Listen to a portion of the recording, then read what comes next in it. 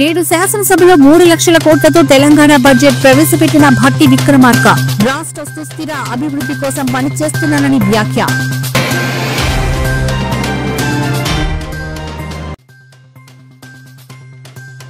AP ప్రభుత్వం gates foundation మధ్య కీలక ఒప్పందం. చంద్రబాబును ప్రశంసించిన బిల్ గేట్స్.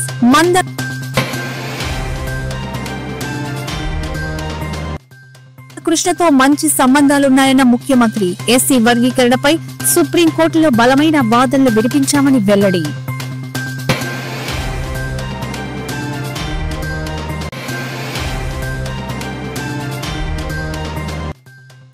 ప్రైవేటు రంగంలో విశ్వవిద్యాలయాలను ప్రోత్సహిస్తాం. నేడు శాసనసభలో వెల్లడించిన విద్యా ఐటీ శాఖల మంత్రి నారా లోకేష్.